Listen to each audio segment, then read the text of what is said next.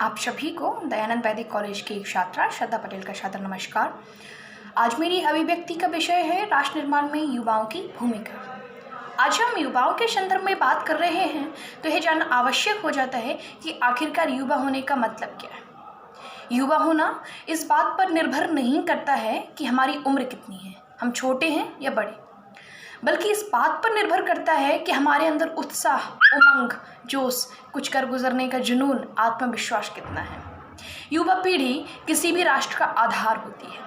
जिस प्रकार कोई भी भवन बिना नींव के नहीं टिक सकता, ठीक उसी प्रकार कोई भी राष्ट्र बिना युवा शक्ति के नहीं चल सकता। देश की आज़ादी का आंदोलन भी युवाओं की कुर्बानियों से ही सफलता के शिखर तक पहुंचा था। प्रीतिलता वाडेदार, हंसा मेहता, राजगुरु सुखदेव जैसे नौजवानों को भला कौन भुला सकता है। युवा शक्ति वह शक्ति है जो किसी भी राष्ट्र को महाशक्ति बना सकती है, परंतु आज के युवाओं के हालात तो कुछ और ही है। वो युवा जिसे अपनी पीठ पर लाद कर लाते थे अतीत की उपलब्धियां, वो युवा जिसे वर्तमान की तोड़ देनी थी हर कुंठा, वो युवा जिसके कंधों पर जिम्मेदारी थी राष्ट्र निर्माण की और समाज को जोड़ कर रखने की। जी हाँ, वही युवा आज अपनी 4x4 की छोटी सी स्क्रीन पर अपने कोमल हाथों के क्वेश्चन मार्केट से ऑनलाइन वीडियो को भावनाओं की पूंजी भेज रहा है। 4 बोतल वोट का काम मेरा रोज का कि भारत का भविष्य तबाह कर दिया। हमारा राष्ट्र निर्माण तब तक संभव नहीं है जब तक यहाँ का युवा नैतिक रूप से संकीर्ण, शारीरिक रूप से भ्रष्ट, मानसिक रूप से दिवालिया, धार्मिक रूप से अंधा और जातिवैतिक रूप से गंदा और इस अखंड भारत को खंड खंड करता रहेगा, तब तक हमारा राष्ट्र निर्माण कतई संभव नहीं है। आज हम इस विषय पर चर्चा इसीलिए कर रहे हैं क्योंकि विश्व में आज तक जितने भी महत्वपूर्ण परिवर्तन हुए हैं उन सभी में युवाओं का अतुल्य योगदान रहा है। और शायद इसीलिए कहा जाता है जिस ओर जवानी चलती है उस ओर जमाना चलता है।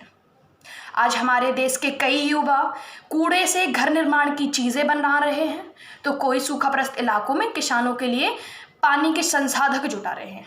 ऐसे लाखों युवा अपना दिन रात एक कर रहे हैं हमारे राष्ट्र को निर्माण करने के लिए।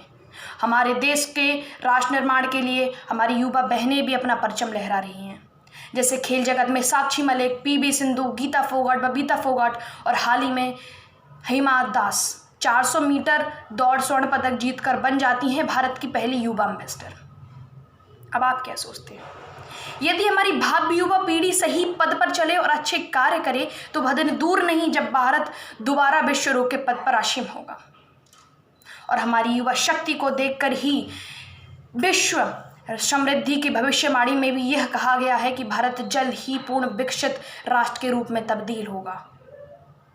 अंत में अपने शब्दों को विराम देते हुए मैं इस भाव्य युवा पीढ़ी से बस इतना ही कहना चाहूँगी कि कह दो इस आसमां से तेरी जमी कितनी है, नाप कर हम तुझे ये बता देंगे।